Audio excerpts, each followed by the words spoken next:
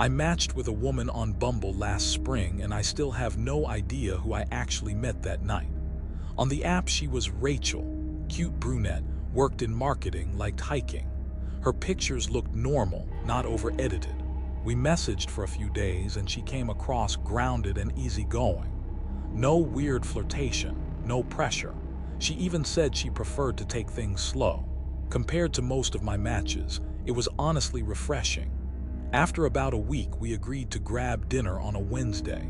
She picked a restaurant in a quiet part of town, a little nicer than my usual spots, but nothing crazy.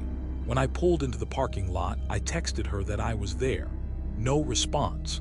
I went inside and waited near the hostess stand, checking my phone every couple of minutes. 10 minutes went by, then 20. I figured maybe she was stuck in traffic and texted again to say I was inside. I started to feel embarrassed just standing there alone. The hostess asked if I wanted a table, and I said I was waiting for someone. She checked her list and told me no one under the name Rachel had checked in. After about 30 minutes, I was ready to leave when a man walked in and headed straight toward me like he knew exactly who I was. Mid-40s, scruffy, a bit overweight, wearing a black hoodie. "Are you Jake?" he asked. My name wasn't on any reservation, so that caught me off guard. I said yeah.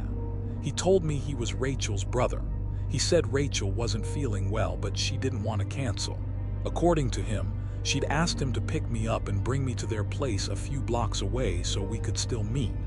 It already sounded wrong, so I asked why she hadn't texted. He said she had tried, but her phone died, and she really hadn't wanted to bail on the date. His tone was calm, polite. He didn't seem angry or aggressive, just off. Like something about the whole setup didn't quite line up. I asked where she lived. He said it was close, and that driving made more sense because the sidewalks were icy. I stood there hesitating. Part of me felt like a jerk for even doubting it. Maybe she really was sick and embarrassed. But the rest of me knew this was not how normal first dates worked. I told him I was fine walking and asked for the address. He shook his head, said it would be better if he just showed me. That's when my stomach dropped. I told him I'd rather reschedule and started toward the door. He stepped in front of me, not shoving or touching me, just physically blocking the way. "Rachel's gonna be upset," he said. "She specifically asked me to bring you." "I'll text her later," I said. He stared at me for a few seconds, then stepped aside and said, "Have a good night," in this flat tone that sounded more like a warning than a farewell. I walked out quickly, got into my car, and locked the doors right away. As I backed out, I saw him through the front windows, standing just outside the restaurant, watching my car leave. On the drive home, I told myself it was just some bizarre mix-up, and that was the end of it. Around 11 p.m., my phone buzzed. A new Bumble message from Rachel. "Why didn't you come?" I replied that her brother had shown up at the restaurant and said she was sick. She responded almost instantly. "I don't have a brother." All I could think was, what? I told her exactly what had happened. After that, she stopped replying. I assumed she was just freaked out too and tried to put it out of my mind. Around 1 a.m., security alerts started popping up. Someone was trying to log into my email, then my banking app, then my Instagram, all within a few minutes. I stayed up changing every password I had, turning on every security feature I could. At that point, I didn't fully connect it to the Rachel situation. The next morning, I opened Bumble to see if she'd messaged again. Her profile was gone, not just unmatched, completely deleted. Around noon, I got a text from an unknown number. "You should have come with me."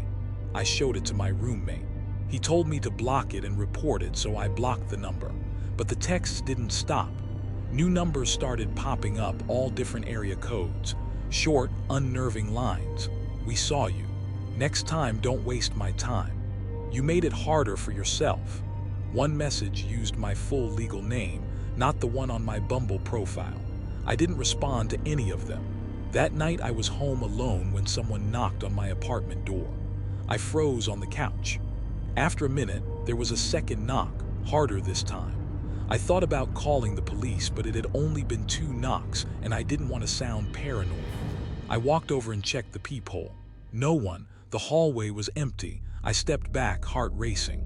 A few seconds later, I heard heavy footsteps going down the stairs.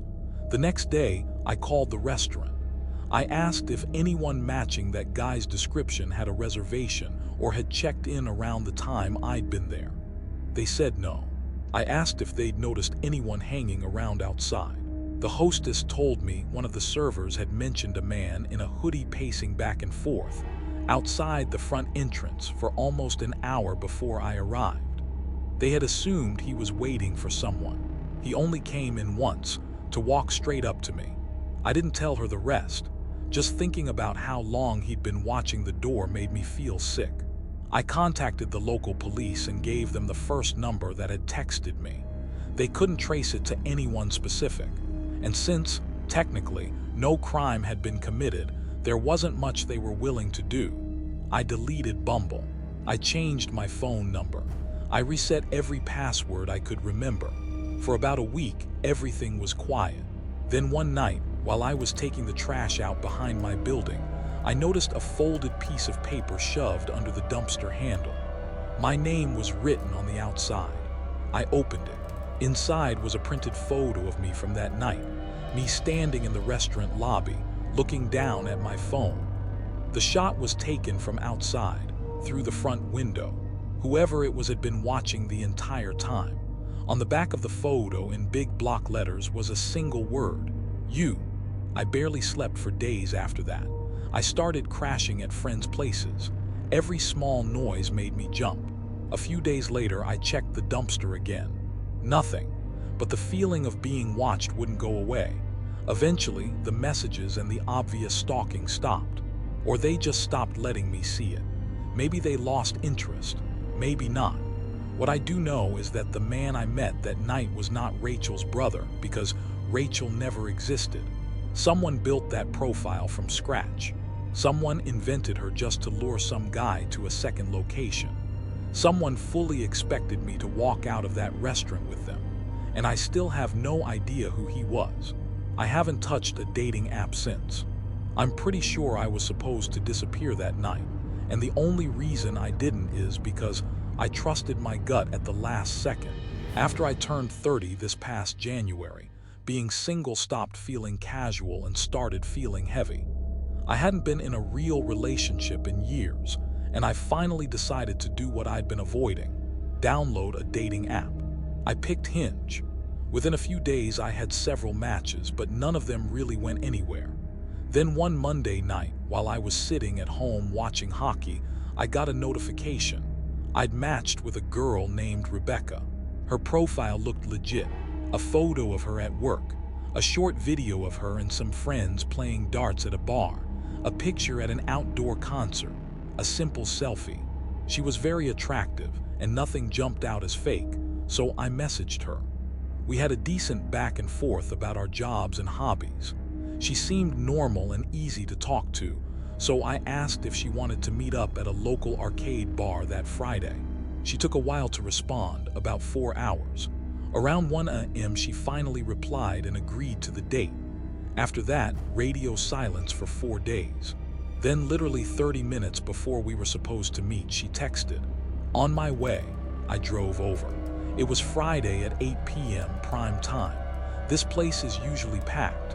That night, there were only 2 cars in the parking lot. I pulled into a spot near the front door, eyeing the empty spaces but trying not to overthink it. As soon as I put the car in park, my phone buzzed again. Rebecca said she was having car trouble and had parked on the other side of the bar. That immediately struck me as weird. The other side of that building is just a couple of dumpsters and a fence that backs up to the woods. There's no proper parking back there. You wouldn't end up there by accident. I tried calling her. After 1 ring, it went straight to voicemail. I hung up and another text came through right away. Please just come around back and help with my car. Every instinct I had was screaming that this was wrong. I texted back, this doesn't feel right. I'm leaving. It probably sounds weird to send that instead of just driving away, but in the moment I was half paralyzed, half trying to do the polite thing. I put the car in reverse and started backing out. As I was just about to pull out of the lot onto the street, Two men in ski masks came running from behind the bar, straight toward my car. I didn't see any weapons, but I wasn't about to slow down and find out. I slammed the gas and sped off, heart pounding, and didn't stop until I was back at my apartment. When I got out of the car, I noticed a big dent on the top of my trunk, like someone had thrown a large rock or something heavy at it as I was driving away. I hadn't even registered the impact. I'd been that scared. I called the police and told them everything. They took the report, but said there wasn't much they could do. They said they'd keep me posted if they found any leads. I never heard from them again. Strangely, it didn't completely scare me away from dating apps. I figured the odds of that exact situation happening again were slim, but I am a lot more careful now. I always call or FaceTime before meeting someone, and I pay way more attention to where we're supposed to meet and what the setup looks like. I remember that stretch of 2024 like it's still happening. Sticky city heat, cramped condo living, and the constant hum of anxiety in my chest because the board exam was only a few months away. I was sharing a tiny condominium with 3 friends. Our lives revolved around review materials, practice tests, and breakdowns disguised as coffee breaks. And like any overworked 20-something trying to escape burnout, I decided the perfect solution was to distract myself with a guy. That's how I met him. Let's call him Michael. I don't know if it was boredom, loneliness, or just wanting to think about something other than formulas, but I was drawn to him immediately. He was charming at first, calm, funny, answered quickly but not too quickly. It felt like he'd mastered the exact balance between interested and laid back. We went from casual chatting to talking every day, then every night. Before I fully realized it, we were effectively dating. At first, Michael seemed like everything a rational person would want. He was attentive, respectful, good at conversation. We'd stay on calls for hours while I lay on my thin condo mattress, staring at the ceiling, listening to his voice fill the room. The strange part was that he never showed his face on those calls. He said his phone had been stolen, and the laptop he was using didn't have a working camera. I didn't question it immediately, but little red flags started stacking up over time. The biggest one was how his entire demeanor shifted when anything remotely intimate came up. Out of nowhere, he'd start asking for explicit selfies. Every time I said no. I told him I wasn't comfortable with that, especially not online. It didn't matter. He pushed and pushed like some animal in heat, but worse, because he absolutely knew what he was doing. We fought about it a lot. He'd pressure, I'd refuse, he'd pout. Sometimes he'd apologize and back off, only to ask again the next day like we hadn't just argued about the same thing. The cycle was exhausting. Still, some part of me wanted to meet him in person, to see if there was anything real behind the calls, or if I was just romanticizing a voice on the other end. But every single time I suggested meeting up, he had an excuse. Errands, deadlines, feeling sick, packed schedule, out of town, family obligations, emergencies, or just the vague promise of soon. Soon never happened. Somewhere between the late-night calls, the constant pressure, and the growing knot in my stomach, I knew something was wrong. I knew it before I was willing to admit it. My friends had been skeptical from the start. Every time he dodged a meetup, every time he hid behind the broken camera excuse, every time he begged for explicit photos but wouldn't show so much as his chin, they exchanged looks. "He really never turns on his camera?" one friend asked while we were reviewing together in the living room. "Not even for a second," another pushed. I shrugged. "His phone was stolen, and his laptop camera is broken," I repeated for maybe the 10th time that month. They stared at me like I'd just announced I believed in fairy tales. "Marie, come on," one said gently. "If he really wanted to see you, he'd find a way. Even ancient laptops have cameras. Something's off." Deep down, I knew they were right, but I kept defending him. I told myself he wouldn't call me every day if he wasn't serious. I convinced myself he was going through something personal. I chose to believe the carefully crafted version of himself he'd shown me. Then December came, a few weeks before Christmas. With this stupid cocktail of hope and denial bubbling in my chest, I finally said, "Come over, meet my family, spend Christmas with us." He sounded thrilled. He said yes immediately. No testing the waters, no excuse. For the first time, I let myself believe it might actually work out. I imagined introducing him as my boyfriend, pictured some cheesy Christmas morning with him there. A reset, something real. The day before he was supposed to come over, everything shattered. I was sitting on the condo couch, flipping through flashcards when he called. His breathing was uneven, shaky. I thought he was just stressed. Then I realized he was crying. "Can we talk?" he whispered. Something inside me went ice cold. It took him a while to get the words out, but when he finally did, it felt like my stomach dropped through the floor. "I'm the Catfish." My heart sank. He confessed everything. The photos were fake, stolen from an Indonesian influencer he'd been impersonating. His name was fake. His job was fake. His nationality, too. He'd lied about basically every concrete detail about himself. My head spun. My skin crawled. It was like he'd ripped off a human mask I hadn't even realized was there. Then, to make it worse, he sent a photo of his actual face. He insisted he hadn't lied about being 24, but I've seen uncles in their late 30s who look younger. Seeing what he really looked like made every sexual comment, every pushy request for explicit photos, feel 10 times more disgusting. I told him I wanted to break up. He snapped. "So you're just like the other girls," he said. "You only liked me because of the pictures of that guy. You never cared about me. You're no different." I was stunned. He had lied and manipulated me, but in his mind, I was the problem. He ranted while I cried. He blamed me, then apologized, then begged me not to leave. He piled on guilt, backpedaled, then did it again. It was like watching a highlight reel of emotional manipulation crammed into 30 minutes. Then he said the most unhinged thing yet. "Please just let me stay with your family for Christmas. I already told my parents I won't be home. I have nowhere else to go." I stared at my phone in disbelief. Absolutely not. I muted him, ignored everything, blocked his numbers as they popped up. I refused to let him turn my holiday into another one of his crises. Christmas ended up peaceful, exactly what I needed. If that had been the end of it, I wouldn't be telling this story. But Michael didn't disappear. He didn't accept the breakup. He just went quiet for a while. For almost a year, my life went back to something like normal. I focused on myself, my hobbies, my friends. I started using Instagram again after barely touching it through the whole mess.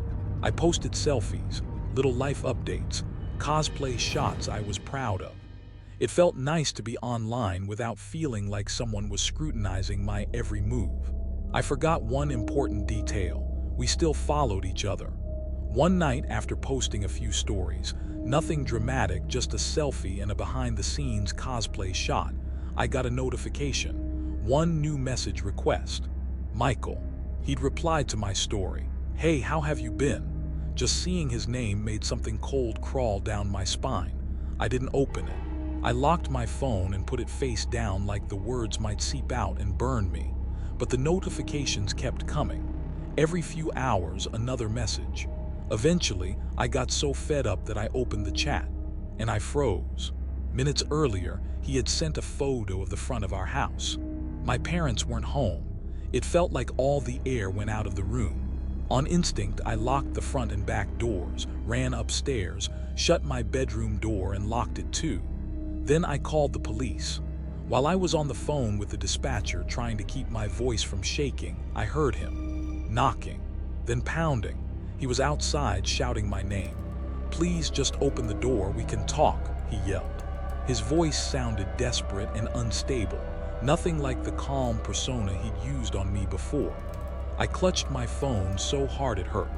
I crouched beside my bed, trying not to make a sound, while the dispatcher talked me through it. "We're on the way. Don't open the door. Stay on the line."